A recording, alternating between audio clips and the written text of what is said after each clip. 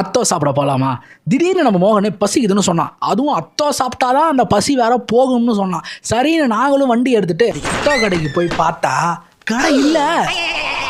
சரி, கடை திறக்கிற வரைக்கும் வேற எதையாச்சும் சாப்பிட்டு வருவோம்னு ஒரு கடைக்கு போய் பிலோ ஆவரேஜான ஒரு பிரெட் ஆம்லெட்டை சாப்பிட்டுட்டு வெளியே வந்து பார்த்தா இங்கே ஒரு ப்ரோ இந்த தட்டுவடை செட்டு கடை போட்டிருந்தாரு. அங்கே போய் பார்த்தா டிஃப்ரெண்ட் வெரைட்டிஸில் தட்டுவடை வச்சிருந்தாரு. எல்லாத்துலேயும் ஒன்று வாங்கி சாப்பிட்டோம். டேஸ்ட்லாம் ஆவரேஜாக தான் இருந்துச்சு. ஆக்சுவலாக இந்த எல்லடை செட்டுக்குன்னு ஒரு எல்லடை விற்பாங்க. அந்த எல்லடை போட்டிருந்தா இன்னும் தரமாக இருந்திருக்கும். இங்கே நார்மல் எல்லடை யூஸ் பண்ணிட்டாங்க.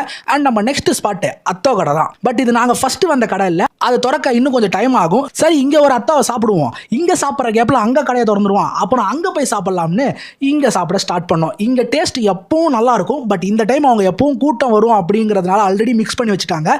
ஃப்ரெஷ்ஷாக மிக்ஸ் பண்ணியிருந்தா டேஸ்ட் இன்னும் நல்லா இருந்திருக்கும். பட் இன்னைக்கு ஆவரேஜாக தான் இருந்துச்சு.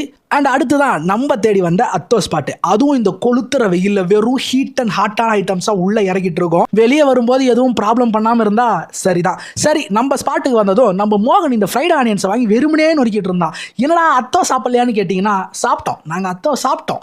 ஆனால் நம்ம மோகனே வீடியோவை ஆன் பண்ண மறந்துட்டான். ஸோ அதனால் அந்த ஃபுட்டேஜ் எதுவும் இந்த வீடியோவில் இருந்திருக்காது. காலங்காத்தால உனக்கு குறவழி வரைக்கும் சோத்தை போட்டு வண்டியில் ஏற்றிட்டு வந்திருக்கு. உன்னால என்ன பண்ண முடியுமா அதை பண்ணிட்டேன்.